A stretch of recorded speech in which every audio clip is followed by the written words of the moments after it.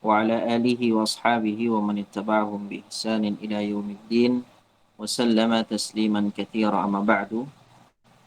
Jemaah sekalian dirahmati oleh Allah Azza wa Jal, segala puji milik Allah Rabb semesta alam atas segala nikmat yang Allah Azza wa Jalla limpahkan kepada kita semua. Hingga di siang hari kali ini Allah Azza wa Jalla kembali mempertemukan kita dalam sebuah majelis ilmu dalam rangka bertafaqquh fid din, dekatkan diri kita kepada Allah Subhanahu wa taala, yang dimana ya keutamaan ini dapat kita raih jikalau berasal dari niat yang ikhlas. Maka penting sekali bagi kita untuk meluruskan kembali niat kita, untuk apa kita belajar, untuk apa kita mengkaji, untuk apa kita menambah ilmu kita, adalah semata-mata untuk menambah kecintaan Allah kepada kita. Agar Allah Azza wa Jalla ridho kepada kita, cinta kepada kita, sehingga Allah Tabaraka wa Ta'ala memasukkan kita ke dalam surganya. Salawat serta salam semoga selalu tercurahkan dan terlimpahkan kepada junjungan besar Nabi kita Muhammad sallallahu alaihi wasallam, kepada para sahabat dan keluarga beliau ila yaumiddin. Baik, jemaah sekalian dirahmati oleh Allah Azza wa Jalla. Di pertemuan yang lalu kita sudah membahas beberapa poin, ya, di mana poin-poin tersebut merupakan sumber-sumber diambilnya keimanan, ya.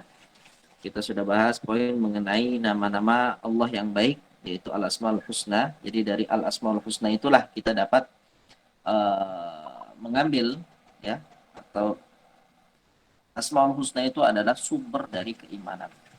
Begitu juga dengan poin yang kedua, mentadabburi Al-Quran secara umum.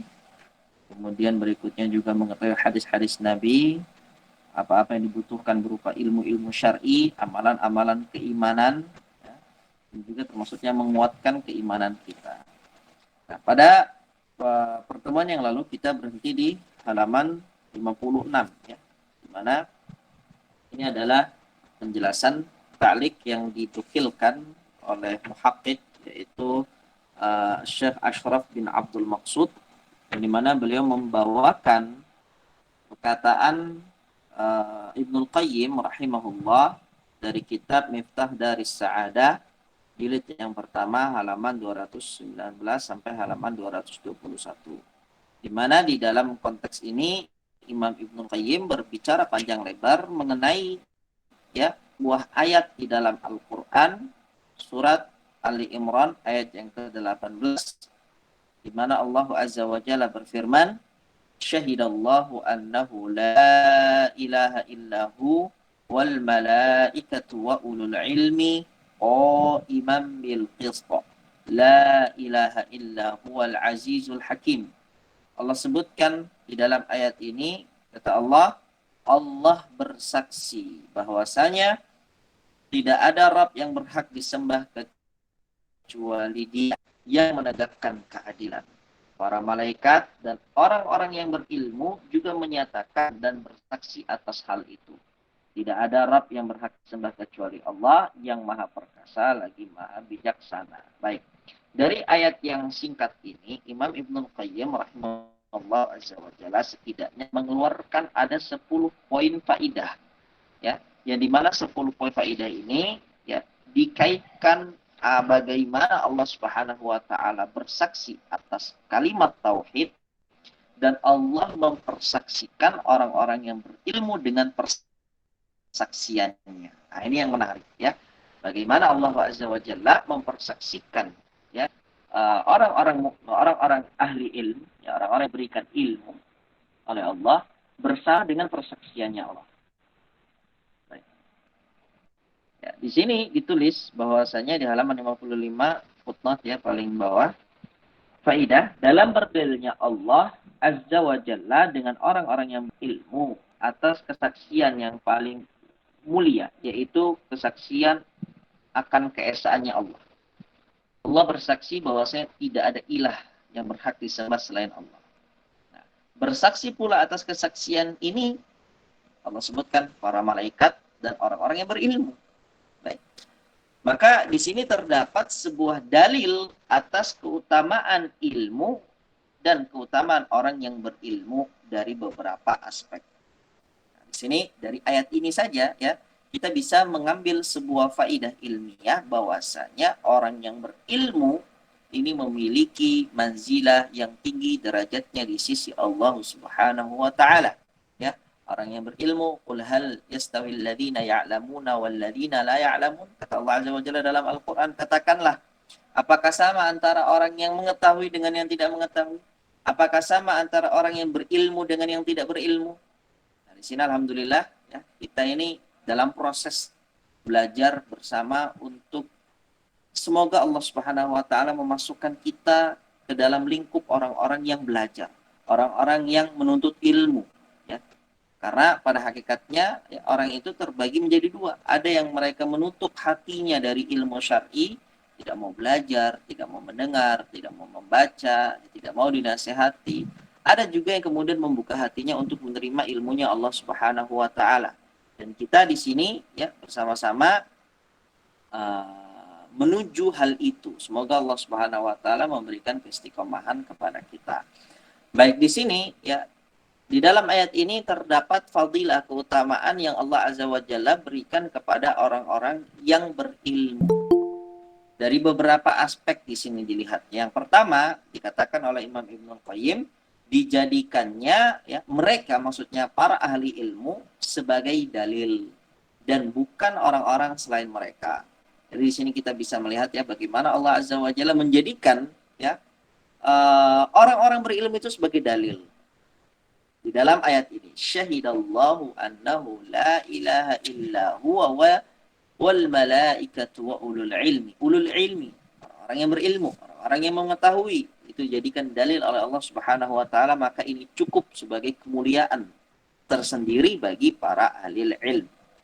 Kemudian dari sisi yang kedua atau aspek yang kedua adalah digandengkannya antara kesaksian mereka, kesaksian para ahli ilmu dengan kesaksiannya Allah Subhanahu wa taala. Ini benar-benar kemuliaan yang Allah Subhanahu wa taala berikan kepada orang-orang ilmu. Bagaimana Allah gandengkan ya. Allah di dalam ayat ini menyebutkan akan kesaksian Allah, kemudian diikuti setelahnya dengan kesaksian orang-orang yang ilmu. Berarti ini merupakan manzilah yang Allah berikan untuk orang-orang yang berilmu. Kemudian yang ketiga, digandengkannya dengan kesaksian para malaikatnya. Itu kan disebutkan dalam ayat syahidallah, Allah bersaksi, annahu la ilaha illahu, tidak ada ilah selain Allah, wal malaikatu, dan juga bersaksi atas persaksian ini para malaikat, wa ulul ilmi, dan orang-orang yang berilmu. Bagaimana Allah Subhanahu wa taala ya menyandingkan persaksian orang-orang beriman yang berilmu dengan persaksiannya para malaikat. Sungguh ini merupakan kehormatan yang sangat besar yang Allah Azza wa Jalla berikan kepada orang-orang yang berilmu. Maka dari itu ya di sini jamaah sekalian rahimani wa rahimakumullah, kalau seandainya Allah Subhanahu wa taala ya belum memudahkan bagi kita untuk menjadi ahli ilmu yang menguasai berbagai macam bidang keilmuan agama ya, maka setidaknya kita menjadi orang yang mempelajari agama itu dan terus berproses. Jangan pernah merasa lelah dan jangan pernah merasa bosan di dalam proses menuntut ilmu. Karena Allah Subhanahu wa taala berfirman, karena Nabi Shallallahu alaihi wasallam bersabda, "Man salaka tariqan yaltamisu fihi ilman, sahhalallahu lahu bihi tariqan ilal jannah." Barang siapa seseorang yang menempuh perjalanan di dalam menuntut ilmu, dia berproses nih, selalu berproses dalam menuntut ilmu. Hari-harinya selalu diisi dengan ilmu, hari-harinya diisi dengarkan, mengkaji, mendalami, membaca ayat-ayat Allah dan hadis-hadis Nabi Shallallahu alaihi wasallam. Maka pada hakikatnya dia sedang menempuh perjalanan dalam ilmu itu sendiri. Kata Allah Azza wa Jalla, "Sallallahu lahu bihi tariqan ilal jannah." Saya Allah akan berikan kemudahan bagi dia untuk perjalanan ke surga. Maka ini adalah keutamaan yang Allah Azza wa Jalla berikan kepada orang-orang yang berilmu. Kalau seandainya kita menguasai 10 macam bidang keilmuan di dalam agama, setidaknya ada macam bidang keilmuan agama yang kita tekuni, yang kita dalami, dan itu bisa menambah keimanan kita. bisa menambah keyakinan kita kepada Allah Subhanahu wa taala, bisa mendekatkan diri kita kepada Allah Subhanahu wa taala dan menjadikan Allah ridha dan cinta kepada kita, ya. Istiqomah itu sangatlah baik dan sangatlah penting sebagaimana yang Nabi Shallallahu alaihi wasallam sebutkan, inna afdalal a'mali atau inna afdalal a'mali sesungguhnya sebaik-baik amalan yang dilakukan adalah muhu, adalah amalan yang paling konsisten dilakukan wa in qalla, walaupun amalan itu ya jumlahnya sedikit. Jadi tidak diharuskan kita menguasai semua ilmu syar'i, tapi setidaknya ada satu. Ya, sekarang kita pelajari ilmu akidah dan ini adalah ilmu yang terpenting dibandingkan ilmu yang lainnya, ya, dibandingkan ilmu ilmu fikih, dibandingkan dengan ilmu sirah, dibandingkan dengan yang lainnya, maka ilmu akidah ini adalah ilmu yang paling penting untuk dipelajari oleh setiap muslim. Kalau seandainya ilmu ini kita tekuni, kita pelajari, kita berharap Allah Subhanahu wa taala memberikan ganjaran yang terbaik bagi kita, maka itu merupakan ya kemenangan yang hakiki yang kita raih di kehidupan dunia ini. Maka di sini ya, kalau seandainya kita tidak bisa juga untuk menjadi orang yang menguasai seluruh ilmu syar'i, persiapkanlah anak-anak kita untuk menjadi orang-orang yang menguasai ilmu syar'i, yang dimana mereka kapasitas keilmuannya, hafalannya, pemahamannya lebih dalam, lebih banyak dibandingkan kita sebagai orang tuanya. Ya, kita persiapkan mereka. Kalau seandainya anak pun ya kemudian tidak mampu untuk kita arahkan kepada hal tersebut, setidaknya ada dari cucu-cucu kita yang kita siapkan untuk menjadi penerus ya ulama di kemudian harinya. Maka itu membutuhkan perjalanan matang, azam yang sangat kuat dan keistiqomahan yang gigih. Bagaimana kita mempersiapkan satu generasi yang dimana mereka menjadi generasi ahli ilm, yang dimana mereka menjadi manar, ya, menjadi cahaya bagi masyarakat di sekitarnya dengan ilmu yang mereka miliki. Nah, ini keutamaan tentang ahli ilm. Kemudian berikutnya adalah yang keempat, bahwa dalam hal ini terkandung tazkiyah, pujian ya, dan pernyataan tentang keadilan mereka oleh Allah bagi mereka. Dalam ayat ini Allah memuji orang-orang yang berilmu, ya. Karena sesungguhnya Allah tidaklah bersaksi terhadap makhluknya kecuali hanya orang-orang yang adil. Allah Azza wa Jalla bersaksi akan keilmuan mereka dan Allah bersaksi pula atas keadilan mereka. Maka dari itu Allah persaksikan mereka di dalam persaksian ini. Dan yang kelima adalah bahwasanya Allah menyifati mereka sebagai orang-orang yang memiliki ilmu. Ini adalah sifat yang Allah sematkan kepada mereka. Dan ini merupakan kebanggaan yang luar biasa. Ya. Seandainya ada tokoh besar, ya, ada orang yang kagumi, ada idola yang kita fanskan, kemudian dia menyebut nama kita dan memuji kita di hadapan orang, itu membuat hati kita bergembira. Itu manusia. Bagaimana dengan Allah Subhanahu wa taala sang pencipta alam? Ya, Allah Subhanahu wa taala ya mensifati orang-orang yang Allah puji dan Allah abadikan itu di dalam Al-Qur'an, dan ini merupakan penghormatan yang sangat mulia yang Allah berikan kepada orang-orang yang berilmu. Baik, di sini dikatakan dan ini menunjukkan kekhususan mereka dengan predikat itu dan bahwasanya mereka itu adalah pemilik dan empunya, bukan bersifat ya kiasan bagi mereka. Jadi kenyataan, hakiki, fakta. Kemudian aspek yang keenam bahwasanya Allah Subhanahu wa taala bersaksi dengan dirinya sendiri dan dia adalah saksi yang paling mulia. Ya. Di antara para saksi yang ada di alam semesta ini yang paling mulia adalah persaksian dari Allah tentunya. Kemudian ya Allah bersaksi dengan makhluk-makhluk pilihannya, yaitu para malaikat dan para ulama dari kalangan hamba-hambanya. Dan cukuplah bagi mereka dengan hal ini sebagai suatu kemuliaan dan keutamaan. Dan yang ketujuh, aspek yang ketujuh adalah bahwasanya Allah bersaksi dengan mereka, dengan para ulama, dengan ahli ilm terhadap sesuatu yang paling mulia, paling agung dan paling besar dari hal yang dipersaksikan. Jadi kalau seandainya di dunia ini ada hal-hal yang dipersaksikan, maksudnya diminta orang itu untuk bersaksi apakah ini benar ataukah tidak, maka hal yang paling agung dan paling mulia untuk dipersaksikan adalah tentang keesaan Allah Subhanahu wa taala. Ini yang derajat pertama. Dan Allah sertakan orang-orang berilmu dalam hal ini. Baik. Paling agung, paling agung dan paling besar dari hal yang dipersaksikan, yaitu kesaksian bahwasanya tidak ada Tuhan, tidak ada Rabb yang berhak disembah kecuali Allah, dan yang maha mulia kedudukannya, yang hanya bersaksi terhadap perkara yang agung untuk para pembesar dan para pemimpin hamba-hambanya. Aspek yang kedelapan, bahwasanya Allah Subhanahu wa taala menjadikan kesaksian mereka sebagai hujjah dan hujjah atas orang-orang yang ingkar, sehingga mereka sama kedudukannya seperti dalil-dalil, ayat-ayat dan bukti-bukti nyatanya yang menunjukkan keesaannya. Di sini bagaimana Allah Azza wa Jalla menjadikan orang-orang yang berilmu, orang-orang yang beriman dan berilmu itu sebagai hujjah. Baik, kemudian yang kesembilan adalah bahwasanya Allah Subhanahu wa taala menyebutkan secara mufrad fiil. Mufrad itu tunggal, fiil itu kata kerja. Di sini Allah mengatakan syahida. Syahida itu dalam bahasa Arab ya, dia mengandung kata mufrad, mengandung kata yang bermakna tunggal. Kemudian kata syahida ini termasuk fiil, dia kata kerja ya, bersaksi. Baik.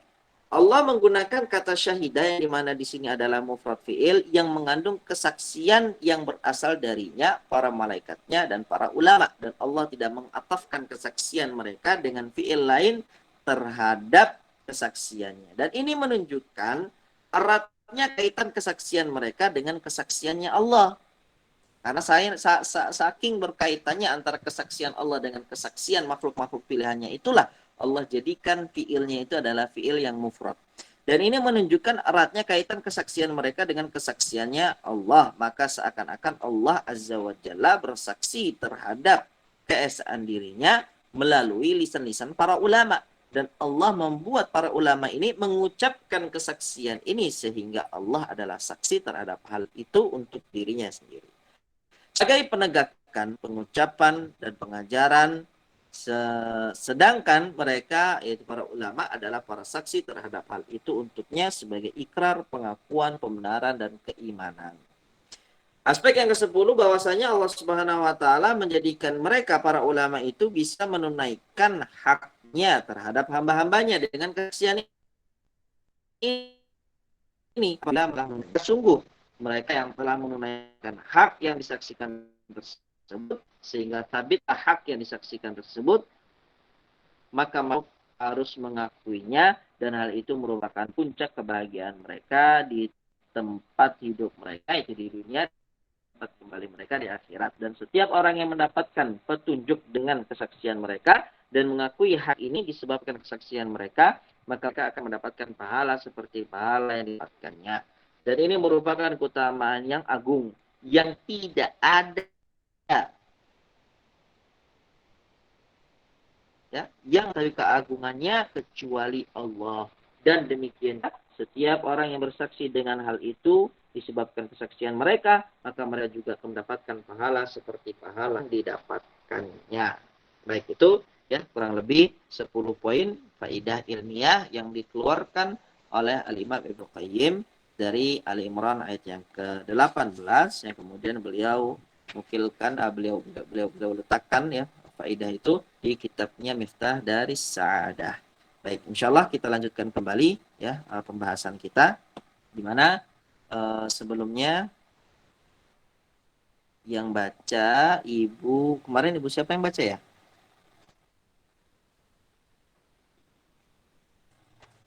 Kan Ibu Ira, Bu Ustaz. Ibu Ira ya. Baik. Sekarang Ibu Tika, ada Ibu Tika? Assalamualaikum Ustaz. Hadir Ustaz. Waalaikumsalam warahmatullahi wabarakatuh. Ya, silakan Ibu di halaman 57. Bismillahirrahmanirrahim. Sebagaimana Allah Ta'ala berfirman di dalam surah Ar-Rum ayat 56 yang artinya, Dan orang-orang yang diberi ilmu, pengetahuan, dan keimanan berkata kepada orang-orang yang kafir, sesungguhnya kamu telah berdiam dalam kubur menurut ketetapan Allah sampai hari berbangkit. Maka inilah hari berbangkit itu. Akan tetapi kamu selalu tidak meyakininya. Allah Ta'ala telah mengabarkan dalam banyak ayat bahwasanya Al-Quran adalah tanda-tanda kebenaran dan kuasa Allah bagi orang-orang yang beriman. Dan tanda-tanda bagi orang-orang yang yakin, karena dengan membaca dan mempelajarinya, mereka mendapatkan ilmu, keyakinan, dan keimanan sesuai dengan apa yang dibukakan Allah kepada mereka. Sehingga ilmu, keimanan, dan keyakinan mereka senantiasa bertambah. Maka mentadaburi Al-Quran termasuk di antara jalan-jalan dan perantara-perantara yang dapat menghasilkan dan menguatkan keimanan. Allah Subhanahu wa Ta'ala berfirman di dalam surah Shad ayat 29 yang artinya, ini adalah sebuah kitab yang kami turunkan kepadamu, penuh dengan berkah supaya mereka memperhatikan ayat-ayatnya dan supaya orang-orang yang mempunyai pikiran mendapat pelajaran.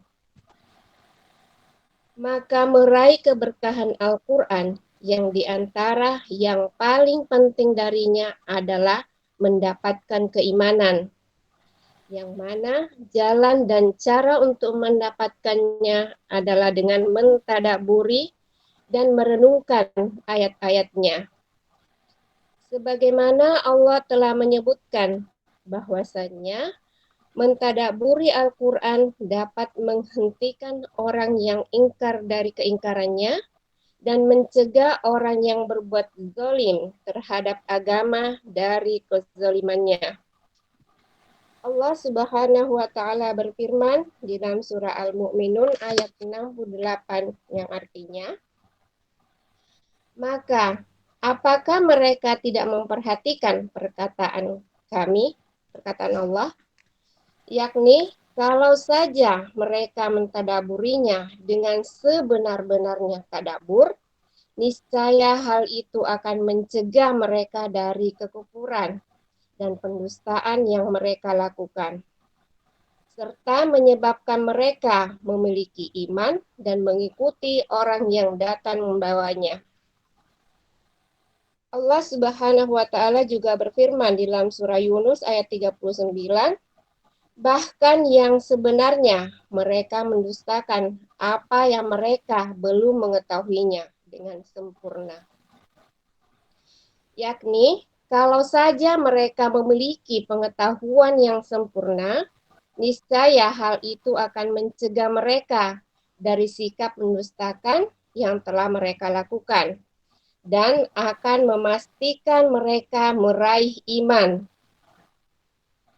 Baik, di sini beliau jelaskan Syekh Abdurrahman bin Nasr As-Sa'di rahimahullah bahwasanya Al-Qur'an itu memiliki keberkahan, dan keberkahan Al-Qur'an itu adalah ketika iman kita bertambah.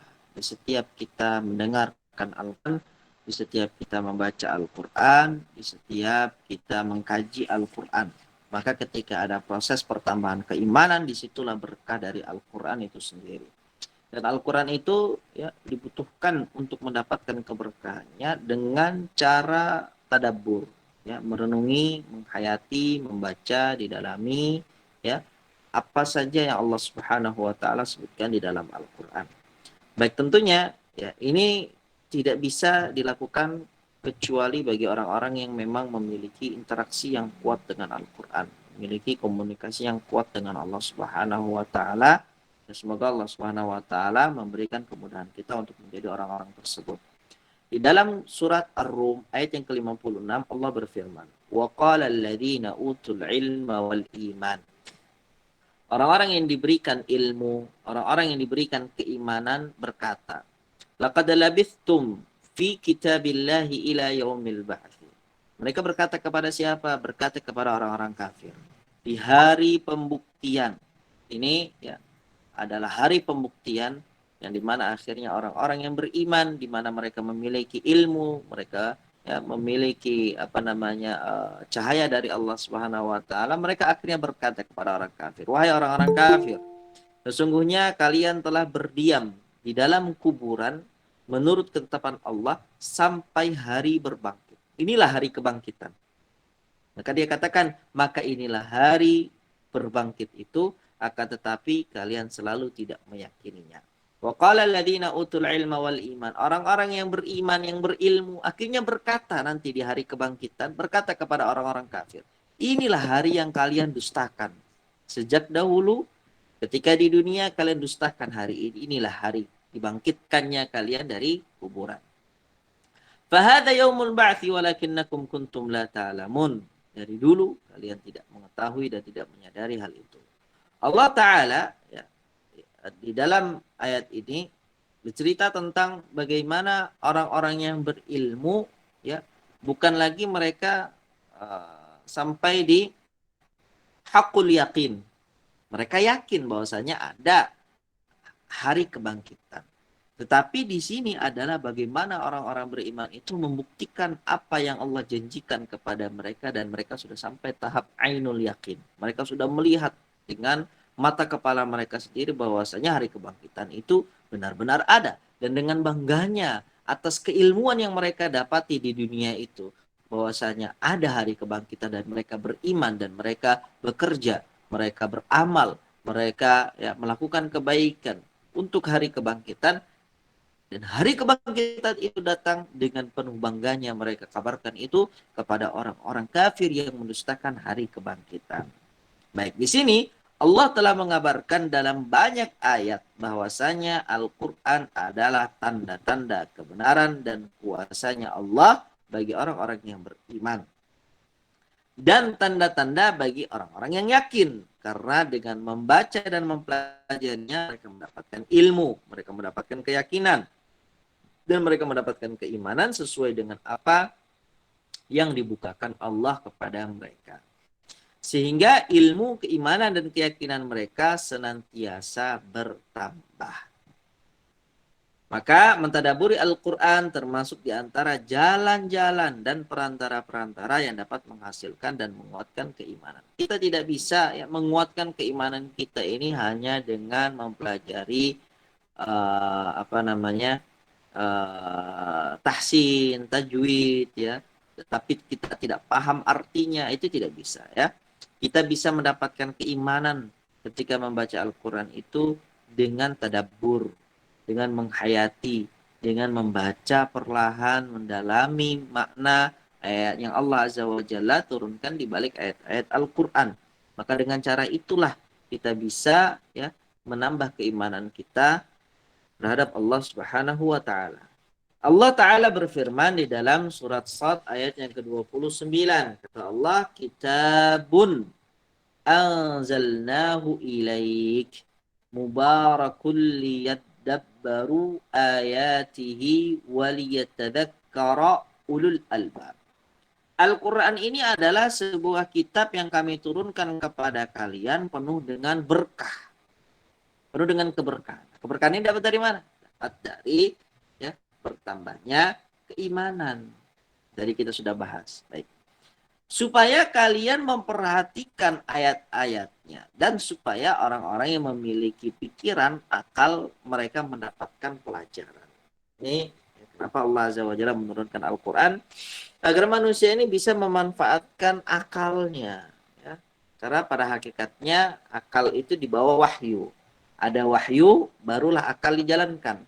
Bukan dengan menyampingkan wahyu dan menggunakan akal saja, ini adalah pemahaman yang salah. Maka meraih keberkahan Al-Quran yang diantara yang paling penting darinya adalah mendapatkan keimanan.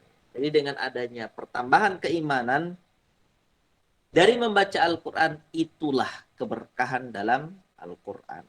Yang mana jalan dan cara untuk mendapatkan ya keimanan saat membaca Al-Quran, dapat mendapatkan tadabbur itu tadi adalah dengan ya mentadabburi dan merenungkan ayat-ayatnya. Sebagaimana Allah telah menyebutkan bahwasanya mentadaburi Al-Quran dapat menghentikan orang yang ingkar dari keingkarannya. Ada orang yang tidak percaya dengan hari akhir. Ada orang yang tidak percaya dengan hari kebangkitan. Dengan mempelajari, dengan membaca, maka itu akan bisa apa? Ya, bisa menghentikan pengingkaran dari orang tersebut. Dan mencegah orang yang berbuat zalim terhadap agama dari kezalimannya. Allah Subhanahu wa taala berfirman di dalam surat Al-Mu'minun ayat yang ke-68, "Afalam yaddabbarul qaula." Maka apakah mereka tidak mentadabburi perkataan kami? Kata Allah Azza wa Jalla, ya, ada orang-orang kafir. Allah sudah turunkan Al-Qur'an, diberikan penjelasan yang selengkap-lengkapnya bahwasanya haruslah setiap orang itu meyakini dan mengimani dia hidup di dunia ini sementara, sedangkan dia akan dimatikan. Setelah kematian dia akan dihidupkan kembali, diminta pertanggungjawaban atas semua yang dia lakukan di kehidupan dunianya. Nah, poin-poin itu harus diimani, ya. Poin-poin itu harus diimani oleh setiap muslim sehingga tidak ada lagi keraguan bagi seorang hamba. Kemudian, yakni kalau saja mereka mentadaburinya dengan sebenar-benarnya tadabbur, niscaya hal itu akan mencegah mereka dari kekufuran dan pendustaan yang mereka lakukan, serta menyebabkan mereka memiliki iman dan mengikuti orang yang datang membawanya. Allah berfirman dalam surat Yunus ayat yang 39, "Bal kadzabu bima lam yuhitu bi'ilmi." Bahkan sebenarnya mereka itu orang-orang kafir mendustakan apa yang mereka belum mengetahuinya dengan sempurna. Ya, mereka orang-orang kafir itu mendustakan ayat-ayat Allah Subhanahu wa taala yang pada hakikatnya mereka tidak mengetahui hal itu secara sempurna. Sehingga beliau katakan, yakni kalau saja mereka memiliki pengetahuan yang sempurna tentang Al-Qur'an, tentang keimanan, ya, tentang Allah Azza wa Jalla, niscaya hal itu akan mencegah mereka dari sikap mendustakan yang telah mereka lakukan dan akan memastikan mereka meraih keimanan. Jadi sangat berkaitan sekali antara ilmu dengan iman. Ya, seseorang itu akan bertambah keimanannya seiring dengan bertambah ilmunya. Berarti kalau ada orang yang belajar, bertambah ilmunya, imannya tidak bertambah, maka ada sesuatu yang salah di situ. Ya, entah ilmunya yang salah atau cara belajarnya yang salah atau memang orangnya yang salah. Seharusnya dengan bertambahnya ilmu, maka semakin bertambah ketakutan seseorang kepada Allah, semakin besar kecintaannya dia kepada Allah, semakin tinggi harapan dia kepada Allah Subhanahu wa taala. Semakin dekat dia dengan Allah Subhanahu wa taala. Kalau semakin jauh dan semakin berilmu, maka di sini pasti ada faktor yang salah yang hendaknya dia evaluasi. Baik, berikutnya adalah dikatakan di antara hal-hal yang menyebabkan keimanan, ya, dan sebab-sebab keimanan itu adalah mengenal Nabi Shallallahu Alaihi Wasallam dan mengenal akhlak-akhlak dan sifat-sifat yang sempurna yang ada pada diri beliau. Baik, silakan dilanjut Ibu. Nah, Ustaz. Di antara hal-hal lain yang menyebabkan keimanan dan sebab-sebabnya adalah mengenal Nabi Shallallahu Alaihi Wasallam dan mengenal akhlak-akhlak dan sifat-sifat yang sempurna yang ada pada diri beliau. Ini karena barang siapa yang mengenal beliau dengan sebenar-benarnya, niscaya dia tidak akan ragu tentang kebenaran dan kejujuran beliau. Dan dia akan membenarkan apa yang dibawa oleh beliau berupa Al-Quran dan As-Sunnah, serta agama yang hak, sebagaimana Allah Ta'ala berfirman di dalam surah Al-Mu'minun ayat 69. Ataukah mereka tidak mengenal Rasul mereka, karena itu mereka mengingkarinya. Yakni pengetahuan tentang Nabi Shallallahu Alaihi Wasallam menyebabkan hamba bersegera untuk beriman bagi orang yang belum beriman, dan menyebabkan bertambahnya iman bagi orang yang telah beriman kepada beliau. Allah Ta'ala berfirman, memotivasi mereka untuk mentadaburi kondisi-kondisi yang dialami oleh Rasul Shallallahu Alaihi Wasallam yang senantiasa menyeru kepada keimanan. Allah Subhanahu wa taala berfirman dalam surah Saba ayat 46, "Katakanlah, sesungguhnya aku hendak memperingatkan kepadamu satu hal saja, yaitu supaya kamu menghadap Allah dengan ikhlas, berdua-dua atau sendiri-sendiri.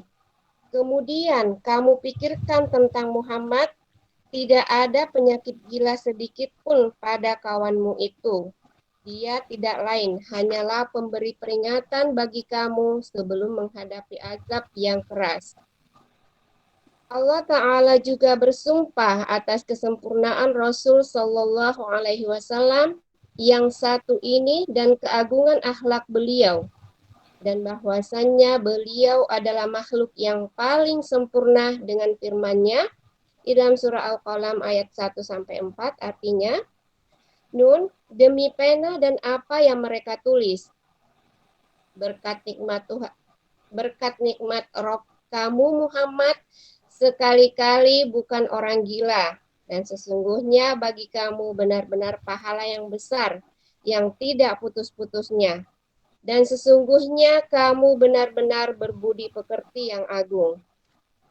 Maka Nabi Shallallahu Alaihi Wasallam adalah pengajak yang paling besar kepada iman dalam hal sifat-sifat beliau yang terpuji, perilaku-perilaku beliau yang bagus, perkataan-perkataan beliau yang benar lagi bermanfaat, dan perbuatan-perbuatan beliau yang tepat.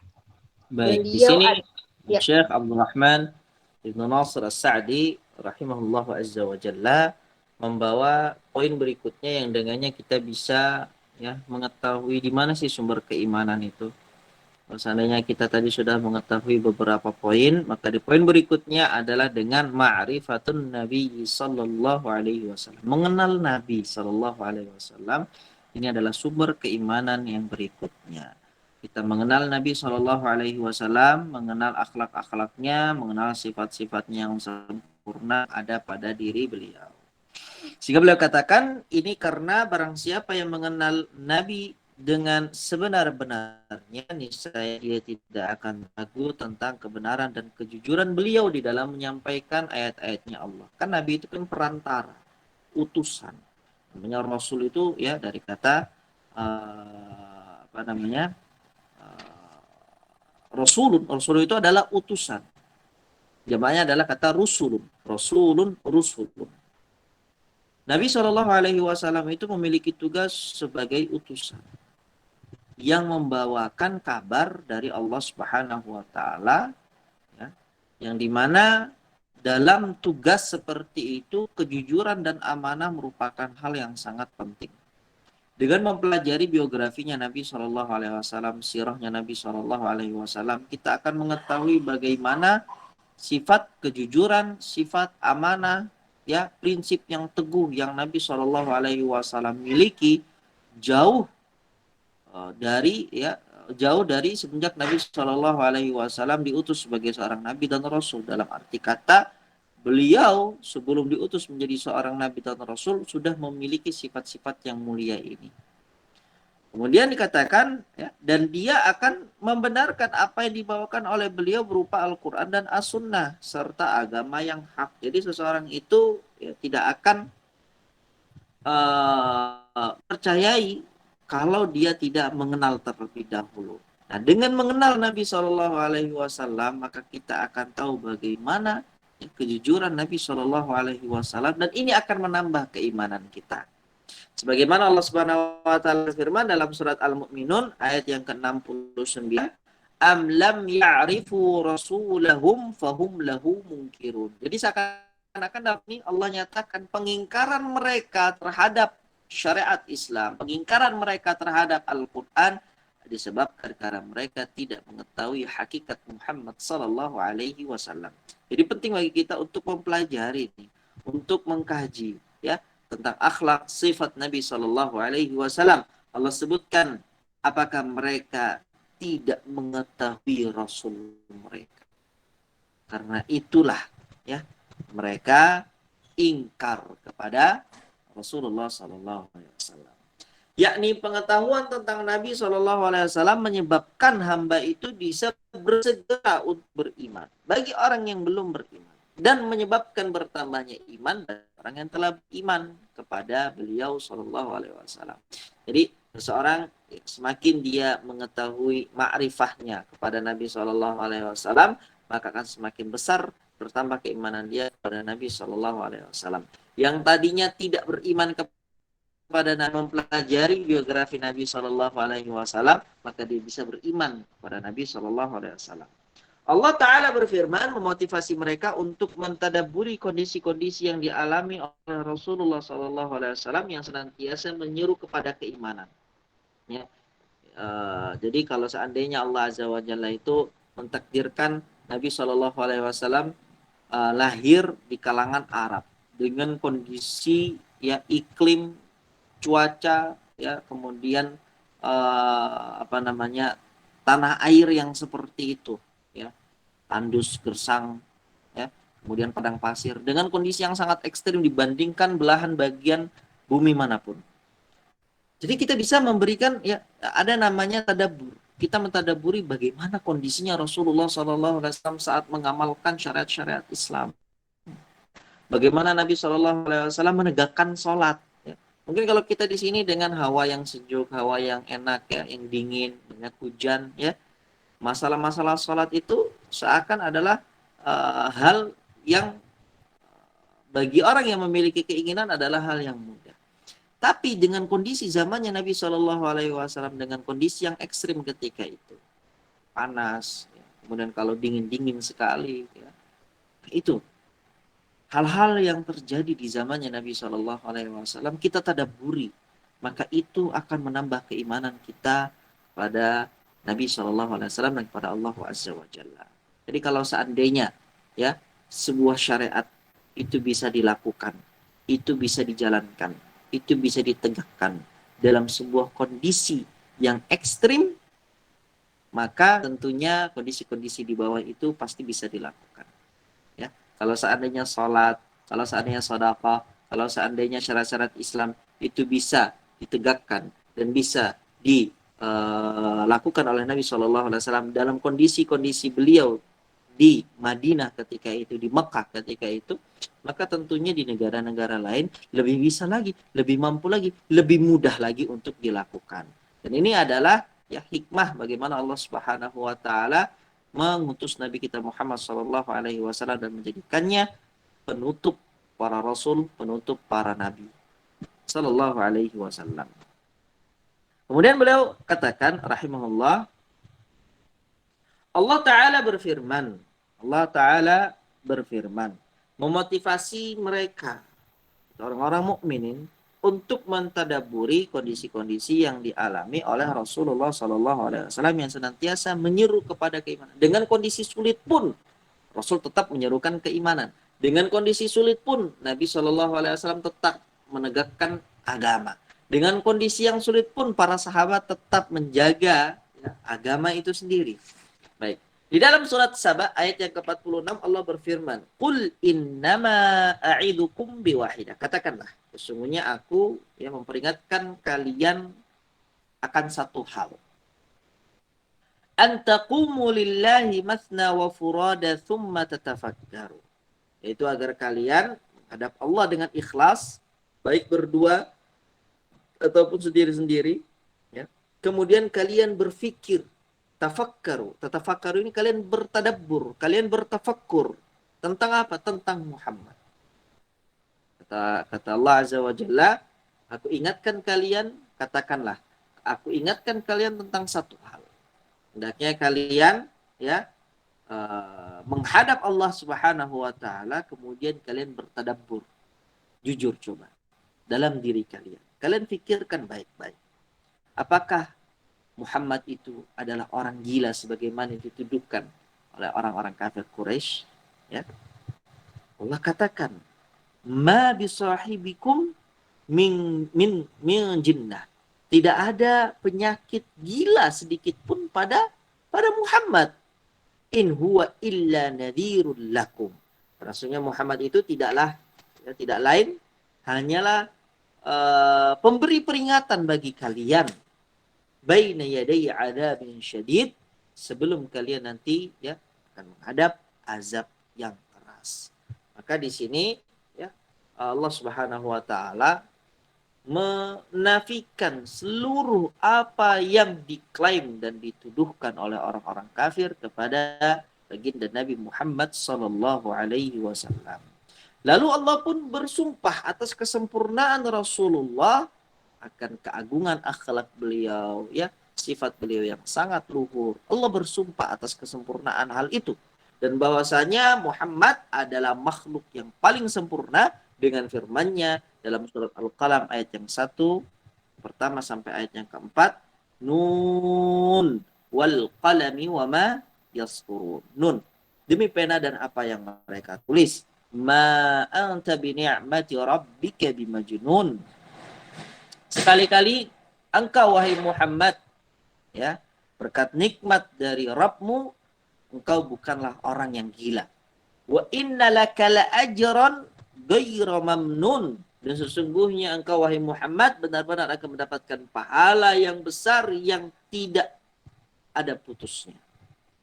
Wa innaka la'ala khuluqin 'azim. Nah, ini pujian Allah kepada kesempurnaan akhlak dan sifat Nabi. Sesungguhnya engkau wahai Muhammad benar-benar berbudi pekerti yang luhur, berbudi pekerti yang agung. Maka Nabi SAW adalah pengajak yang paling besar kepada iman dalam hal sifat-sifat beliau yang terpuji. Perilaku-perilaku beliau yang bagus, perkataan-perkataan beliau yang benar, lagi bermanfaat, dan perbuatan-perbuatan beliau yang tepat. Baik, itu tadi pujian Allah Azza wa Jalla kepada baginda Nabi Muhammad sallallahu alaihi wasallam. Baik, silakan dilanjut Ibu. Nah, Ustaz. Beliau adalah imam yang paling agung dan teladan yang paling sempurna. Allah Subhanahu wa taala berfirman di dalam surah Al-Ahzab ayat 21 yang artinya, sungguh telah ada pada diri Rasulullah itu suri teladan yang baik bagimu.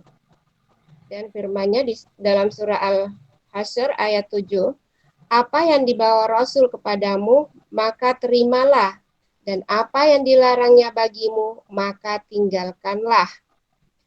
Allah telah menyebutkan tentang ulil albab, yang mana mereka itu merupakan makhluk-makhluk yang istimewa. Bahwasanya mereka berkata yang diabadikan Allah, Rabbana innana sami'na munadiyan, ya Rabb kami, sesungguhnya kami mendengar seruan yang menyeru. Dan dia itu adalah Rasul Shallallahu Alaihi Wasallam yang mulia ini, yunadi lil iman, yang menyeru kepada iman dengan ucapan dan akhlaknya, amal dan agamanya, dan semua kondisi-kondisinya. Fa'amanna, maka kami pun beriman. Surah Ali Imran ayat 193. Yakni dengan suatu keimanan yang tidak tercampuri oleh keraguan. Dan manakala iman ini termasuk ke dalam hal yang paling besar yang dapat mendekatkan diri kepada Allah, dan termasuk ke dalam wasilah-wasilah atau sarana-sarana yang disukai oleh Allah, maka mereka berwasilah dengan keimanan mereka itu agar dia menghapus perbuatan-perbuatan buruk mereka dari mereka dan membuat mereka memperoleh keinginan-keinginan yang tinggi. Mereka berkata, Rabbana innana sami'na munadiya yunadi lil iman an aminu bi rabbikum fa amanna. Rabbana faghfir lana dzunubana wa kaffir anna sayyi'atina wa tawaffana ma'al abrar. Ya Rabb kami, sesungguhnya kami mendengar seruan yang menyeru kepada iman, yaitu berimanlah kamu kepada Rabbmu, maka kami pun beriman. Ya Rabb kami, ampunilah bagi kami dosa-dosa kami, dan hapuskanlah dari kami kesalahan-kesalahan kami, dan wafatkanlah kami beserta orang-orang yang berbakti. Amin. Ali Imran ayat 193. Baik, di sini ya Allah Subhanahu wa taala kembali memuji Nabi Shallallahu alaihi wasallam di dalam ayat yang lain. Kalau tadi Al-Qalam ayat 1 sampai ke 4, maka di sini Allah menyebutkan dalam surat Al-Ahzab ayat yang ke-21, Allah sifatkan bahwasanya Muhammad adalah imam yang paling agung, imam teladan yang paling sempurna. Kata Allah Azza wa Jalla, laqad kana lakum fi rasulillahi uswatun hasanah. Sungguh telah ada pada diri Rasulullah suri tauladan yang baik bagi kalian. Maka di sini Allah Azza wa Jalla telah menjadikan ya standar kebenaran itu adalah apa yang diucapkan oleh Nabi Muhammad SAW. Standar kebenaran itu adalah apa yang dilakukan oleh Nabi Muhammad SAW. Standar kebenaran itu adalah apa yang diyakini, apa yang diajarkan, apa yang dipraktekkan, apa yang dicontohkan oleh Nabi Muhammad SAW. Kenapa? Karena Nabi Muhammad adalah uswatun hasanah, adalah teladan, suri teladan yang baik.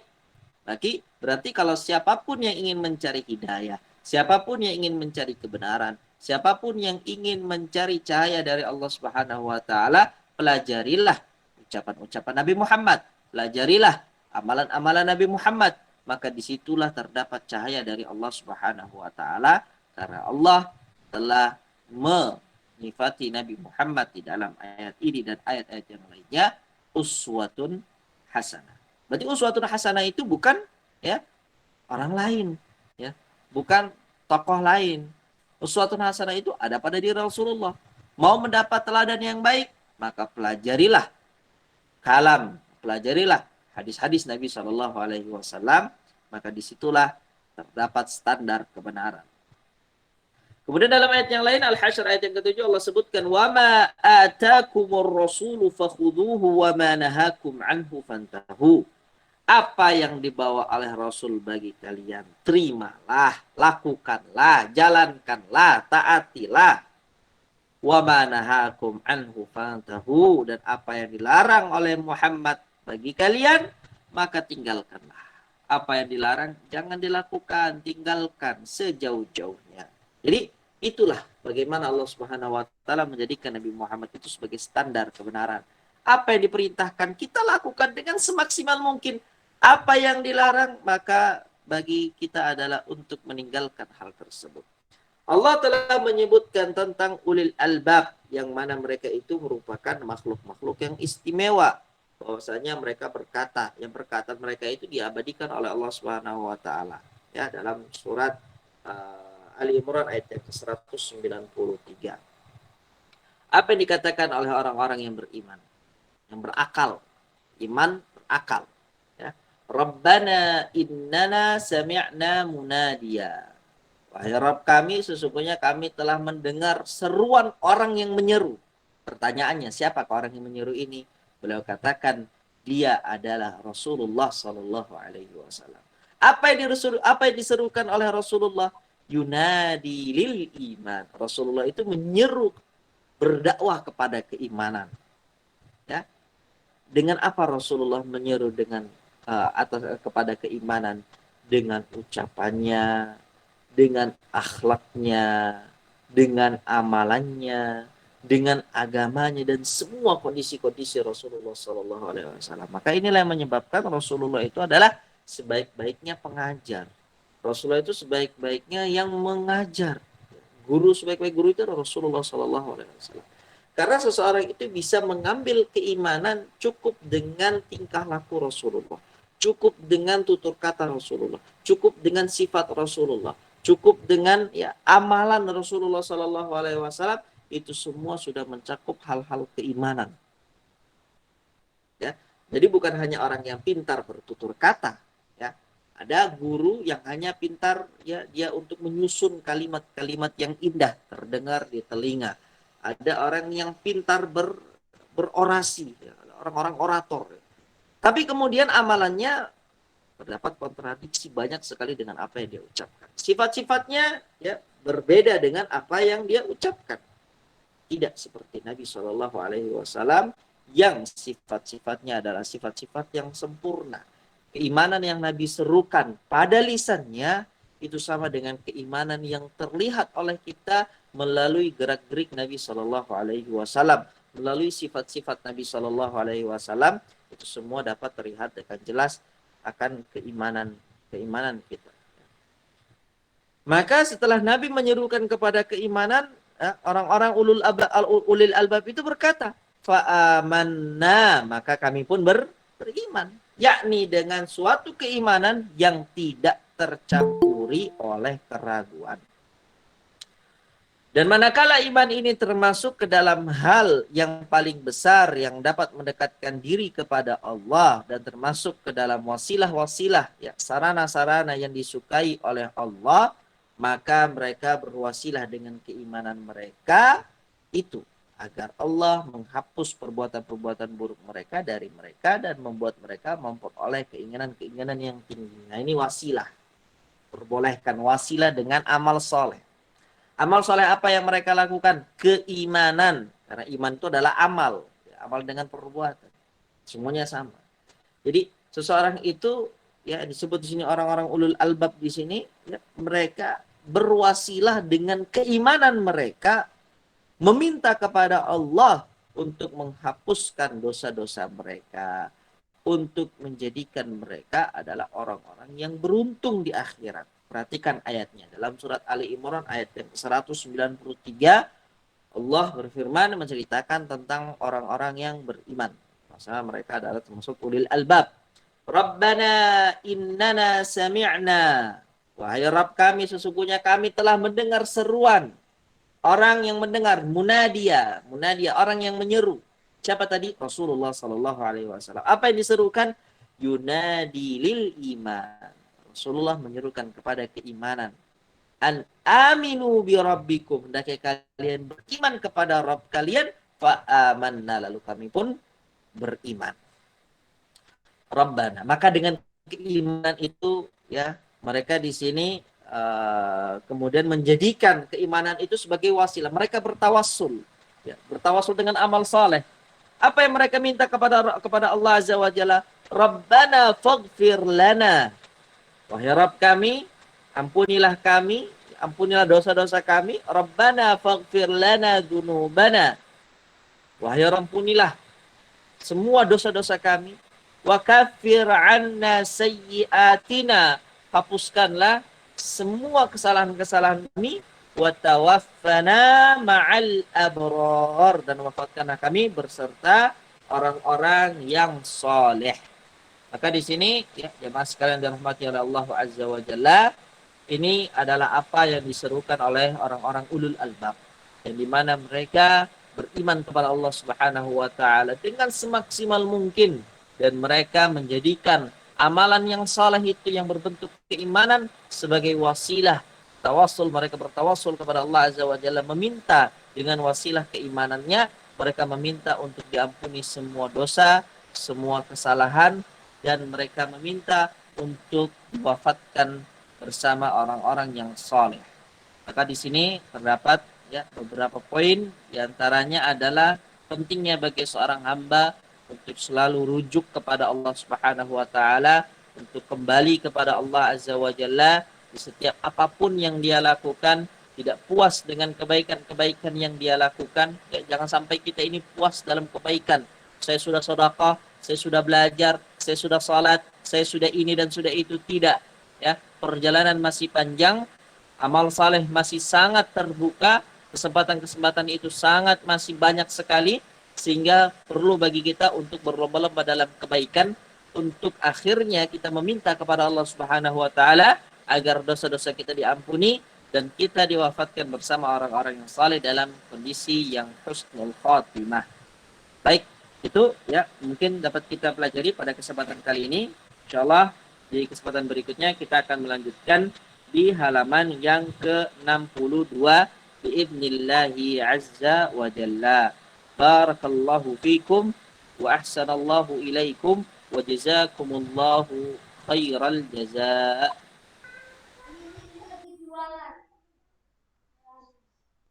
Jazakallahu khair Ustaz wa barakallahu fiik atas ilmu yang telah disampaikan. Semoga menjadi amal jariah bagi Ustaz dan menjadi ilmu yang bermanfaat bagi kita semua. Amin ya rabbal alamin.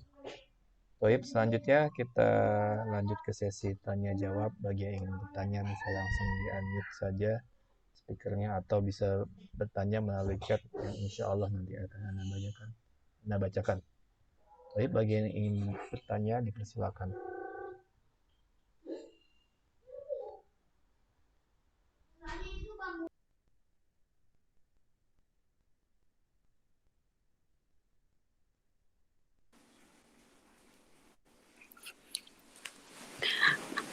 Assalamualaikum warahmatullahi wabarakatuh. Waalaikumsalam warahmatullahi wabarakatuh. Ustadz izin bertanya dikit Ustadz. Ya, silakan Ibu.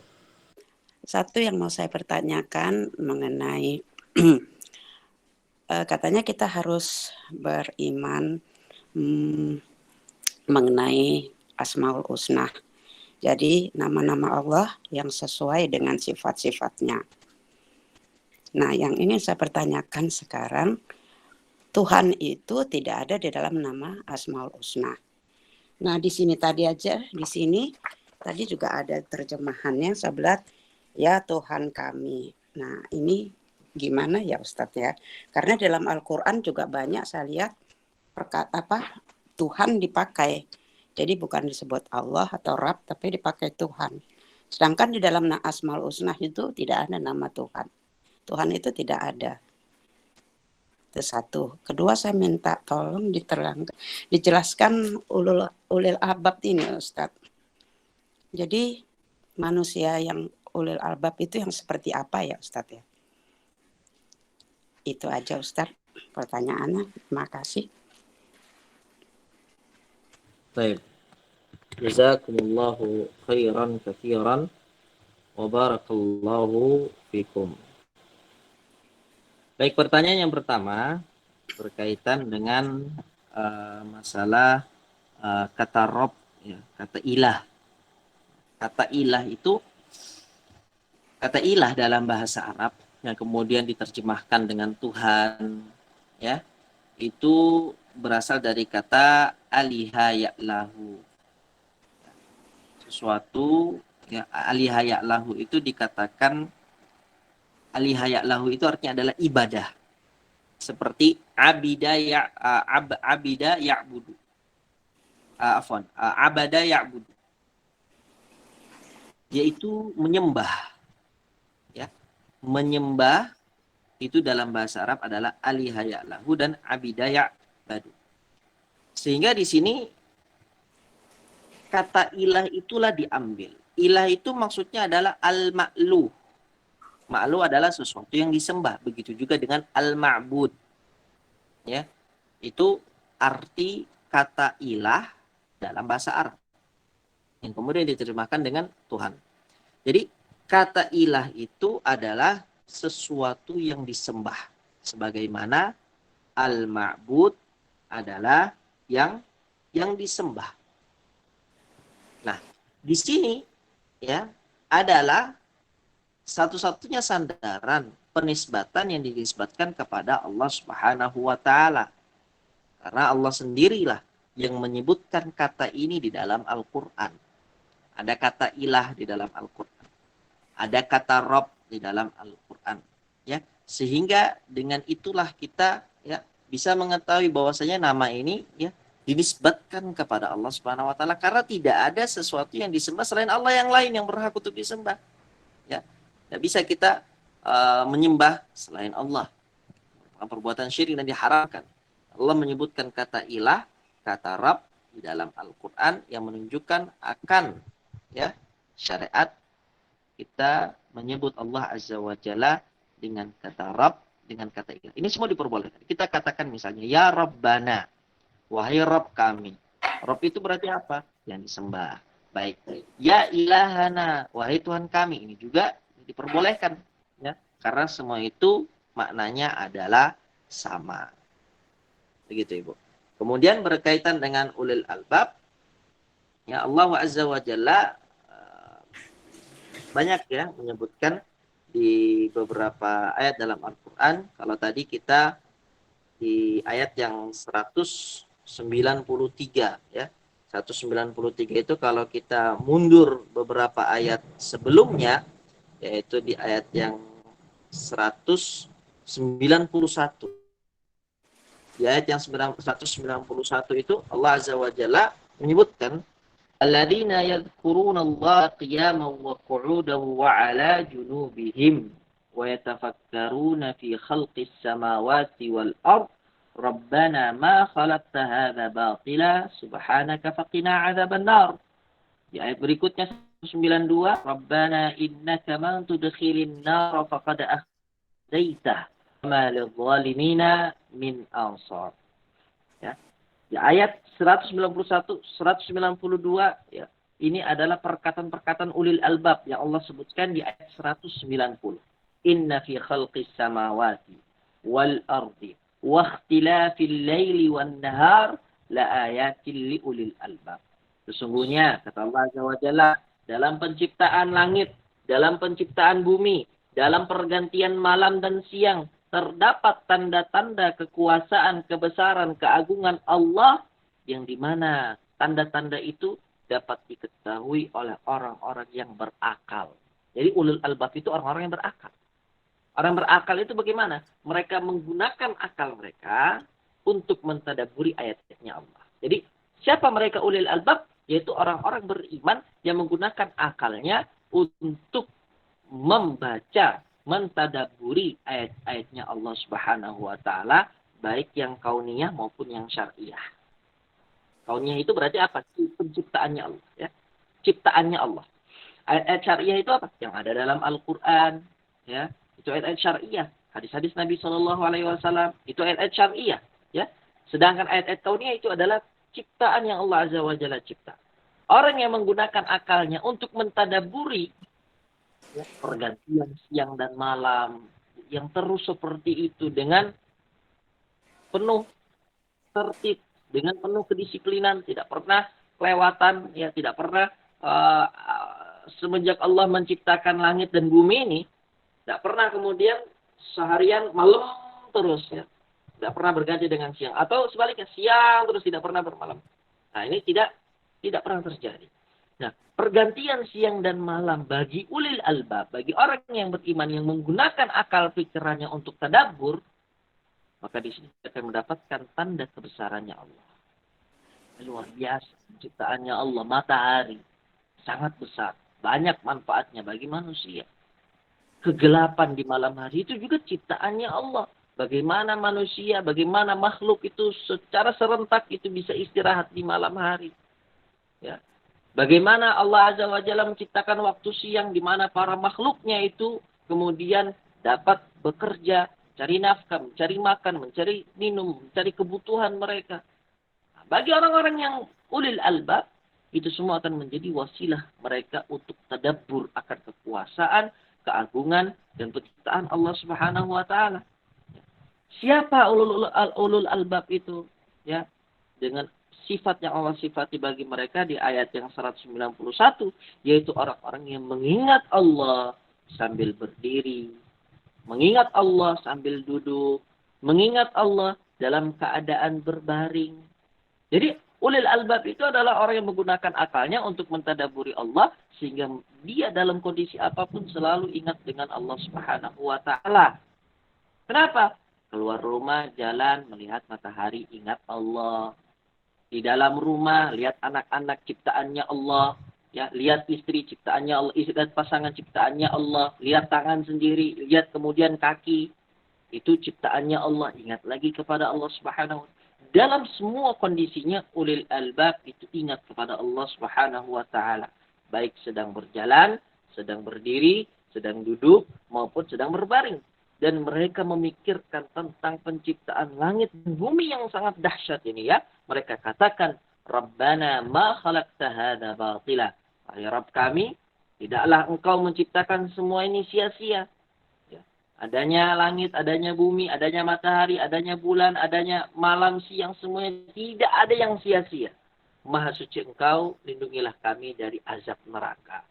Mereka lah ulul albab yang berkata, Rabbana innaka man tudkhilin nar faqad akhzaita. Wahai Rabb kami, sesungguhnya orang-orang yang engkau masukkan ke dalam neraka, maka sungguh engkau telah menghinakan mereka.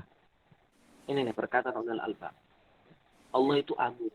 Allah itu maha kuat. Allah itu maha tinggi. Allah maha besar. Dari mana dia tahu? Dari mentadaburi ayat-ayatnya Allah. Baik yang kauniyah maupun syar'iyah.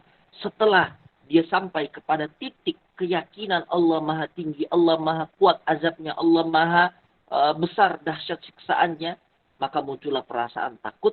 Ya akhirnya mereka berkata, wahai Rabb kami, kalau seandainya ada orang yang engkau masukkan ke dalam surga, mereka itu adalah orang-orang yang engkau hinakan. وَمَا لِلظَّالِمِينَ مِنْ أَنْصَارٍ وَمَا لِلظَّالِمِينَ مِنْ أَنْصَارٍ. Tidak ada seorang penolong pun bagi orang-orang yang zalim. Dari mana ucapan ini mereka dapati? Dari mana ucapan ini keluar dari lisan-lisan mereka? Dari hasil tafakkur dan tadabbur yang mereka lakukan. Orang yang berpikir akan keagungan Allah, Allah bisa menciptakan makhluk-makhluk yang besar, yang semuanya tunduk dan taat kepada Allah Azza wa Jalla, tidak ada yang membangkang kepada Allah, ya, ciptaan-ciptaan Allah di alam semesta ini, ya. Mereka bisa tunduk dan taat kepada Allah. Itu ciptaan Allah. Bagaimana dengan ciptaan Allah yang Allah siapkan untuk menyiksa, yang Allah siapkan untuk membalas perbuatan-perbuatan buruk hamba-hambanya yang durhaka dan membangkang kepada Allah. Tentu itu merupakan suatu azab yang sangat pedih, azab yang sangat besar. Maka dari itu dia katakan, wa malil zalimina min ansar. Orang yang zalim itu tidak ada satupun penolongnya. Orang yang menzalimi dirinya sendiri dengan maksiat, orang yang menzalimi dirinya sendiri, ya, dengan perbuatan-perbuatan kufur, syirik, ya, kefasikan, kezaliman, tidak ada penolongnya. Tidak ada yang menolong mereka. Nggak ada yang kemudian ya bersama mereka, membantu mereka untuk menghadapi Allah dengan prajuritnya. Tidak ada yang bisa. Sehingga disitulah seorang hamba akan merasa bahwasanya dia itu adalah makhluk yang kecil, makhluk yang lemah, kekuatan itu dari Allah Subhanahu wa Ta'ala. Dia kembali kepada Allah dengan ketawakalan. Dia berserah diri kepada Allah Azza wa Jalla. Apapun yang engkau putuskan ya Allah, itu adalah yang terbaik. Apapun yang engkau takdirkan wahai Allah, maka itulah yang terbaik bagiku. Aku jalankan dengan penuh perasaan ridho. Ikhlas menerima ini semua. Aku jalankan apa yang kau perintahkan kepadaku. Aku tinggalkan apa yang engkau larang diriku dari hal-hal itu. Kemudian barulah berkata, Rabbana innana sami'na munadiya yunadi lil imani an aminu bi rabbikum fa'amanna. Rabbana faghfir lana dunubana wa kaffir anna sayyiatina wa tawaffana ma'al abrar. Itu ayat yang tadi kita jelaskan panjang lebar dalam pembahasan kajian kita. Barakallahu fiikum. Jazakallah. Amin.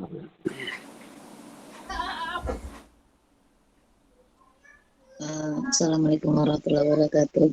Ustadz, nyambung dengan yang ditanya dengannya Ibu Ati tadi.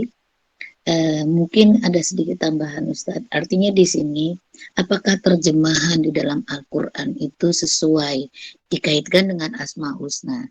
Karena Asmaul Husna itu kan katanya sesuatu penamaan Allah itu kan namanya di situ tidak ada kata terjemahan itu Tuhan gitu loh Ustadz. Artinya Tuhan sesembahan selain Allah. Kalau kita kaitkan dengan kata ilah, ya memang artinya tidak ada Tuhan-Tuhan selainnya Allah.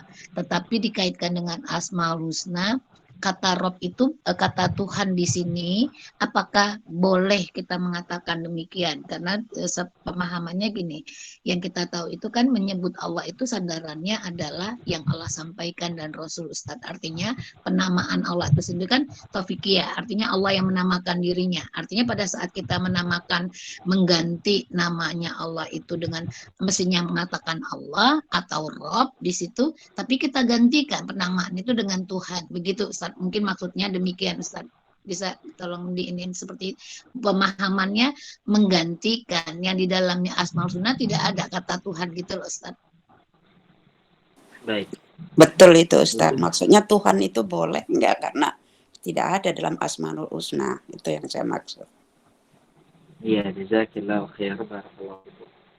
Kata Tuhan itu boleh tidak dipakai, itu kan kembali kepada terjemahannya, setiap daerah, setiap bahasa. Asal katanya ilah. Kalau diterjemahkan dalam bahasa Indonesia itu adalah Tuhan, berarti tidak masalah. Kalau misalnya di dalam bahasa Inggris, ilah apa bahasa Inggrisnya apa? God ya. Nah, itu itu berarti tidak menjadi masalah karena itu kembali kepada bahasa masing-masing.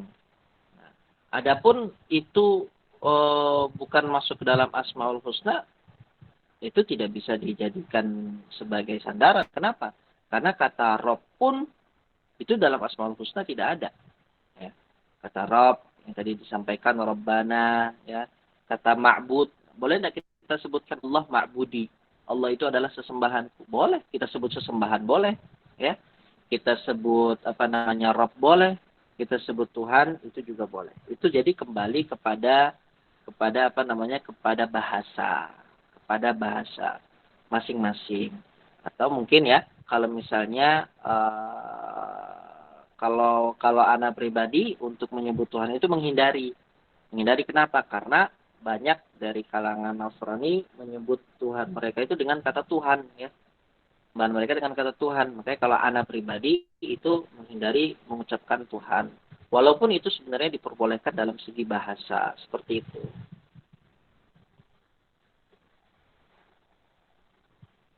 Bisa dipahami, Bu Mat? Ya, bagaimana Bu Ati? Masih ini ya. Ngambang.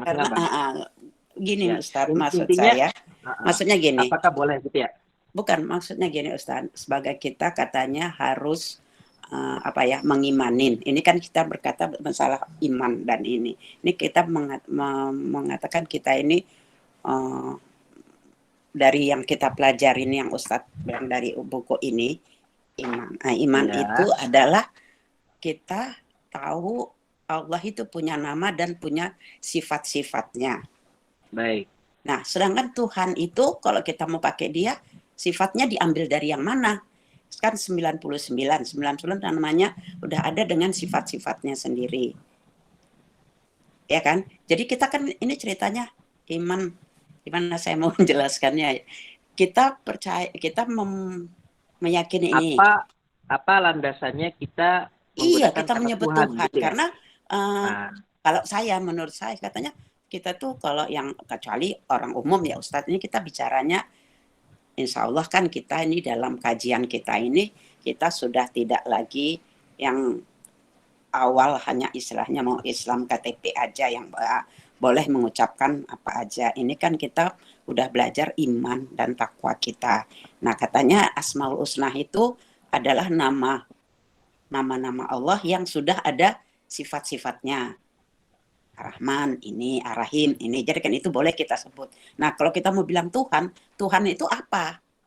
Di sifatnya tuh yang mana? Nggak ada kan Ustadz? Itu maksud saya.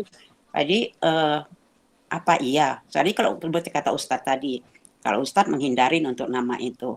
Nah, kalau gitu itu yang saya maksud. Apa jadi apa boleh sekarang orang Nasrani atau apapun ngomongnya Tuhan, atau dikatakan zaman dahulu para wali songo menyebutnya Gusti, apalah Kanjeng Gusti dan apa segala itu kan kalau kita yang sudah mempelajarinya ini ada hal yang tidak boleh kita sebut menggantikan nama itu karena Allah itu tidak mau tidak mau disaingin atau tidak mau beri istilah lain lah daripada dia punya nama itu menurut yang saya yakini seperti itu Ustaz. Iya benar Ibu, itu keyakinan yang benar. Tuhan itu kan bahasa Indonesia, bahasa Arabnya ilah, bahasa Arabnya itu ilahun. Makanya dalam Al-Quran itu kan banyak sekali ayat menyebutkan kata ilah, la ilaha illallah. Ilah itu diterjemahkan dalam bahasa Indonesia itu artinya Tuhan. Seperti itu. Jadi kalau kita mau tanya, apakah kata ilah itu ada sandarannya di dalam dalil? Ada. Ya, apakah kata Tuhan itu ada sandaran dari dalil? Ada, yaitu kata ilah itu sendiri. Dan kata ilah itu banyak sekali dalam Al-Quran. Bahkan syahadat yang kita ucapkan, asyhadu alla ilaha illallah wa asyhadu anna Muhammadar Rasulullah, itu terdapat di situ kata ilah yang bermakna Tuhan. Nah, kalau sampai diganti dengan istilah-istilah lain yang sangat jauh, ya, Anda juga pernah dengar tuh ini kalau tidak salah ya, tolong diluruskan nanti diistilahkan dengan pangeran atau apa, kanjeng Ya, Gusti betul. atau apa. Nah, itu mungkin menyeleweng ya, jauh. Tapi kalau kata Tuhan itu kembali kepada makna ilah itu sendiri. Wallahu a'lam. Baiklah. Assalamualaikum Pak Ustadz. Assalamualaikum Saya warahmatullahi. mungkin begini ya, Abu Ayub, memakai nama Tuhan itu tidak boleh untuk kalau kita bertawasul dengan nama Allah. Kalau tawasul kan harus memakai nama Allah yang sudah Allah state gitu. Begitukah Pak? Jadi kan kita nggak bisa tawasul dengan nama Tuhan. Ya Tuhan, aku bla bla bla bla gitu. Saya bertawasul dengan namamu ya Allah yang Maha Ar-Rahman Ar-Rahim. Saya nggak bisa memakai hamba memujamu dengan namamu ya Tuhan. Mungkin begitu ya Pak Ustadz. Nggak bisa. Sebagai tawasul itu nggak bisa ya Pak Ustadz. Tuhan itu.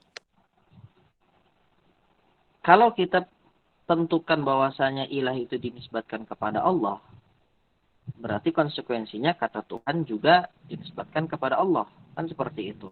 Nah, yang dipermasalahkan itu apa sebenarnya? Dipermasalahkan itu karena penggunaan kata saja. Penggunaan kata ini dalam bahasa Indonesia seringnya dipakai untuk orang-orang Nasrani. Itu saja sebenarnya. Sebenarnya kalau misalnya seorang itu tidak tahu hakikat ini, ya dia tidak ada masalah juga dia katakan Tuhan kami, ya berikanlah kami pertolongan, tidak apa. Karena dalam Al-Quran pun banyak. Ya ilahana, ya Rabbana itu banyak dalam Al-Quran. Dan itu bukan sesuatu yang dilarang. Kalau selain dilarang kan tidak mungkin ada ayat yang berbunyi seperti itu. Seperti tadi saja kita baca. Rabbana innana sami'na munadiyan. Ayat itu menggunakan apa? Kan nggak memakai Ar-Rahman, Ar-Rahim. Jadi untuk berdoa kepada Allah itu bisa menggunakan Asmaul Husna, bisa menggunakan kata ilah, bisa menggunakan kata Rabb, ya, bisa menggunakan kata ma'bud, yang semakna dengan itu bisa, ya, tidak diharuskan dengan menggunakan Asmaul Husna itu sendiri.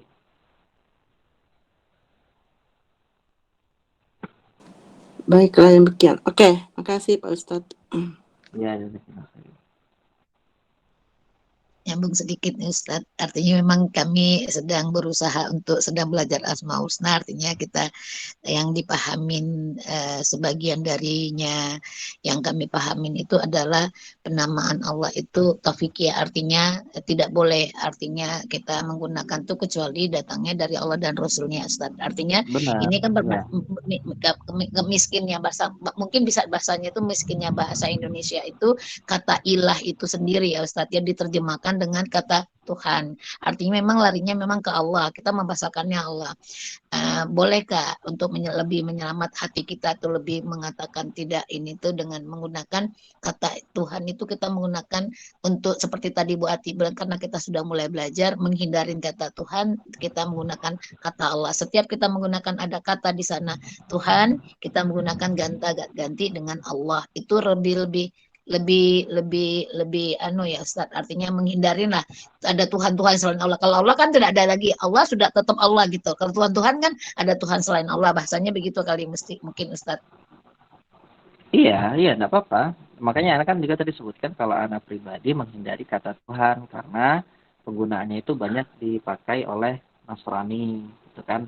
Nah, untuk pemakaian lebih baik untuk dihindari supaya orang nggak salah paham. Kita punya dengan bahasa Arab aja. Soalnya kan mau pakai bahasa Arab atau mau pakai bahasa Indonesia gitu kan. Ilah atau pakai Tuhan itu kan tergantung mutahaditsnya, orang yang mengucapkan. Jadi intinya lebih baik pakai kata Rob, lebih baik pakai kata Allah, itu lebih jelas, lebih selamat insya Allah. Ya, insya Allah demikian. Masalah tauqifiyah, benar tauqifiyah dan kata ilah pun itu tauqifiyah karena Allah sebutkan dalam Al-Quran itu kata ilah. Ya Ustadz, Alhamdulillah. Maaf kami agak rada heboh ini sedikit Ustadz. untuk mengukuhkan. Ada pertanyaan saya terkait dengan kita sampaikan hari ini. Jadi ini hanya masalah terjemah saja kan Pak Ustadz? Terjemah saja, benar. Terjemah saja. Ya. Baik, clear ya berarti ya, insya Allah. Terkait tadi yang kita sampaikan Ustadz, artinya di sini keimanan itu bertambah Ustadz, kan dari nama-namanya Allah, kan terkait tadi makanya disebut namanya Allah, artinya namanya Allah itu memiliki nama, sifat dan perbuatannya. Dengan mengenal Allah menambah keimanan, kemudian dengan mentadaburin Al-Quran, kemudian kita mengenalnya Rasulullah. Arti ini saya balik lagi kepada pelajaran kita usul salasa ini memang mendasar sekali ya Ustadz. Artinya ke sana larinya. Nah, satu pertanyaan Ustadz buat koreksi diri. Pada saat kita membaca Al-Quran, artinya tidak masuk ke dalam tadabur, itu memang berasa ya Ustadz. Artinya pada saat membaca itu kan harusnya kalau imannya itu benar. Tadi Ustadz bilang kalau belajar ternyata tidak ada bertambah baik secaranya seperti saran Rasulullah tadi bilang tuh kita akan melihat tambah iman tuh dari perkataannya bisa bertambah imannya, dari perbuatannya bisa bertambah keimanannya, dari segala seluruh aspek gitu loh. Nah, sekarang kalau kita membaca Quran ternyata tidak bertambah, itu artinya kita harus muhasabah diri ya Ustadz. Iya, benar. So kalau baca Quran tidak nambah iman, harus muhasabah diri. Salat nggak nambah iman, harus muhasabah diri. Sedekah nggak nambah iman, harus muhasabah diri. Berbuat baik kepada tetangga tidak nambah iman, harus muhasabah diri. Berarti yang dia lakukan bukan untuk mencari ridha Allah dong. Ya, yang dia lakukan untuk mencari ridha manusia. Makanya imannya nggak bertambah. Yang ada malah dosa riya kan jadinya. Dan segala apapun, amal apapun seseorang ketika dia lakukan, dia ucapkan, ketika tidak mendatangkan keimanan yang bertambah, maka itu pasti ada sesuatu yang salah. Pasti ada yang salah. Dari niatnya kah? Atau dari caranya kah? Atau dari memang orangnya yang ya tidak pandai untuk menghadirkan keimanan itu. Makanya istihdar aniyah. Ada namanya ya, namanya kita itu istisab, mengharapkan pahala di setiap amalan. Ada yang namanya kita itu harus tajidudun niyah. Sulit sekali untuk dijaga dalam satu kondisi. Karena terkadang kita ini sholat pertama niatnya untuk Allah, ada orang lewat, kemudian niatnya untuk mencari perhatian manusia. Maka niat itu kata para salaf, yang terakhir adalah Imam Sufyan Ats-Tsauri rahimahullah, beliau katakan ma'alajtu syai'an asyadda alayya min niyati, tidak ada sesuatu yang lebih sulit untuk aku jaga, lebih sulit untuk aku perbaiki dibandingkan dengan niatku sendiri. Ya, seorang imam ahli hadis ya di zamannya Imam Malik ya.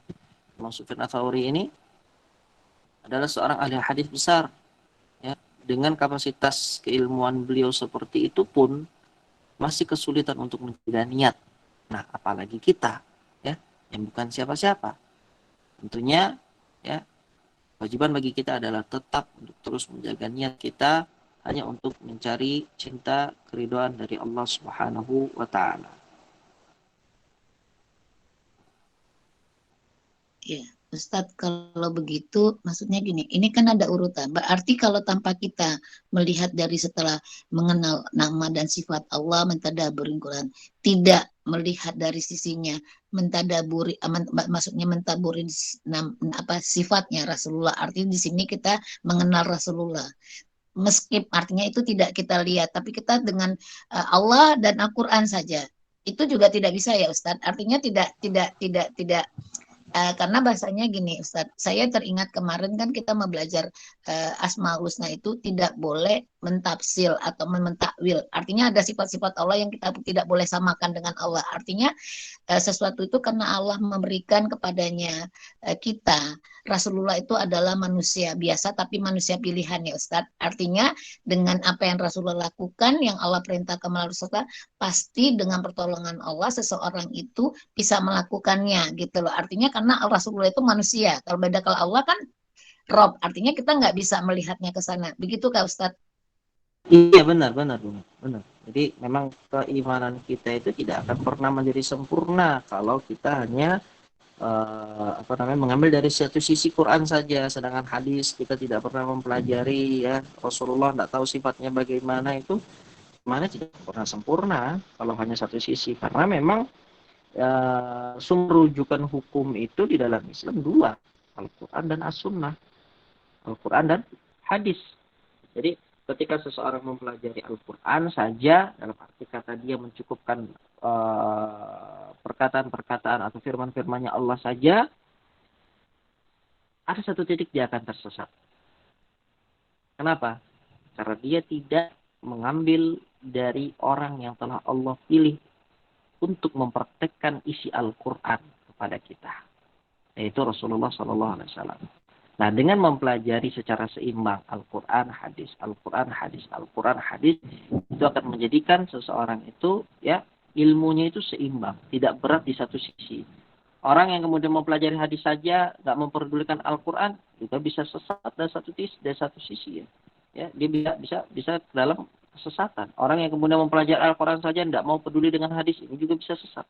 Nah, yang seimbang itu adalah ketika seorang mempelajari Al-Quran dan hadis.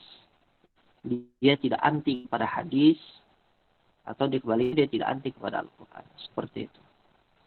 Ustadz, ini berarti dari penjelasan Ustadz tadi, ini kesempurnaan iman atau menjadi cacat iman ya Ustadz? Bahkan berbeda Ustadz, kesempurnaan dengan menjadi cacat, artinya dia tidak akan menjadi orang beriman kalau tidak dari dua sisi. Bagaimana nih Ustadz?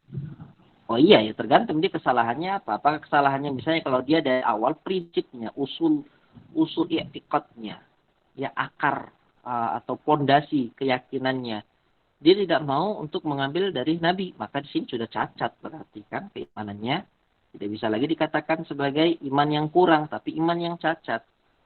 Sebagaimana orang-orang Qur'aniyun yang pernah kita bahas. Orang-orang Qur'aniyun siapa mereka? Orang-orang yang mencukupkan dengan Al-Quran saja. Makanya disebut Qur'aniyun, karena belajarnya cuma Quran saja, sudah ngambilnya Quran. Nggak mau mengambil dari hadis. Nggak mau mengambil dari hadis Nabi SAW. Mereka tidak percaya itu hadis Rasulullah yang ditulis oleh Imam Bukhari, Imam Muslim, itu tidak percaya. Ya. Akhirnya mereka bukan lagi cacat, bukan lagi imannya yang kurang, tapi sudah cacat keimanannya. Seperti itu. Ustadz, jazakallah khair. Alhamdulillah. Amin. Barakallahu fiik.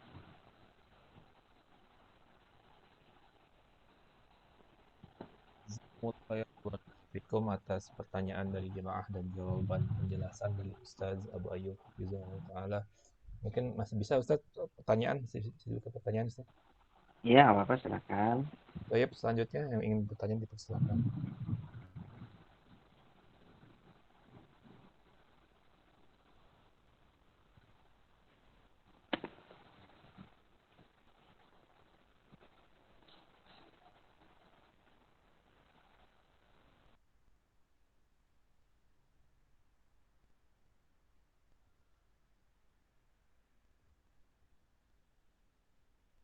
Ayo ibu-ibu, ada yang mau bertanya lagi kah?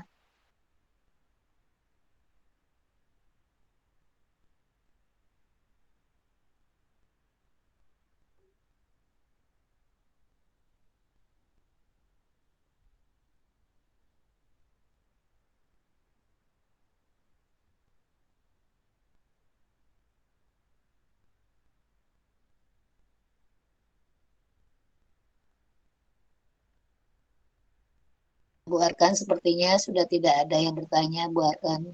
Baik, kalau tidak ada yang mau bertanya, Ana sebelum kajian akhirnya mewakili jemaah mengucapkan syukron jazilan jazakallahu khairu barakallahu fikum atas ilmu yang telah disampaikan oleh Ustaz Abu Ayyub Hafizahullah Ta'ala.